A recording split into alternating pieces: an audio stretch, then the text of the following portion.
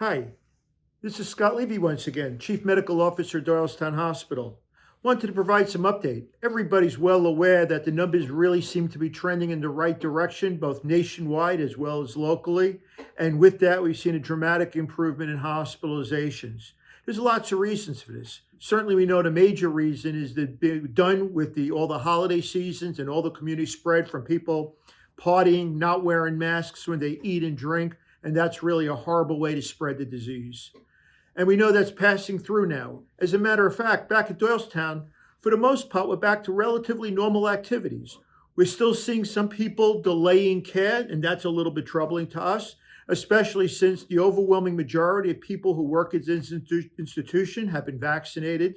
And we've really taken a lot of care to assure that social distancing and mask wearing is expected in all corners of the hospital. We haven't seen a case of COVID associated with a visit in this hospital, anybody working here, in many, many months. And really the most important thing is for people to get the care that they need and not delay that care. Let's be real cautious. This is Super Bowl Sunday. It should be a Super Bowl Sunday. It shouldn't be a super spreader event. And that really means that when you go to your Super Bowl party, if you must, socially distance, and please don't eat at these events because it's when you take off the mask that we really get into trouble. We've been through so much over the last few months with all the holiday seasons. Vaccinations are really ramping up. It really would be a tragedy if somebody you knew became really deathly ill with this disease so close to the finish line. The vaccine numbers are improving dramatically. We're close to 10% in the state of Pennsylvania. And the number of vaccines available is also dramatically increasing, as well as the various places you'll be able to get a vaccine. That being said, as everybody's aware, there's now 2 vaccines on the market, Moderna and Pfizer. And there's another one likely soon coming, Johnson & Johnson. Don't at all spend any time worrying about which vaccine you get.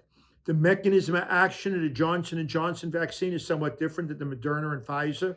However, and the number of cases they prevent is slightly different.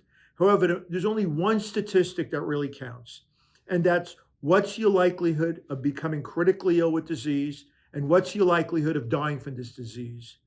This pandemic would not be as big a deal as it was if this was just another coronavirus causing the common cold. Even if it was a bad flu season, it wouldn't be the pandemic it is.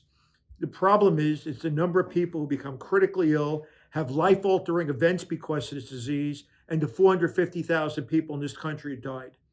Not one person in any of the clinical trials from Moderna, Pfizer, or the J&J drug have ever been found to have died or admitted to an ICU after being fully vaccinated. And I need to repeat that. None of these vaccines have demonstrated anybody dying or becoming critically ill after they've been vaccinated. Yes, there's some percentage of people get some mild symptoms and some mild disease, but that's the type of disease that recovers in 3 or 4 days, even for people who have a lot of underlying conditions. The key is to prevent deaths. That's what these vaccines are doing, and that's what you could do by being careful on Super Bowl Sunday. Be careful, be well.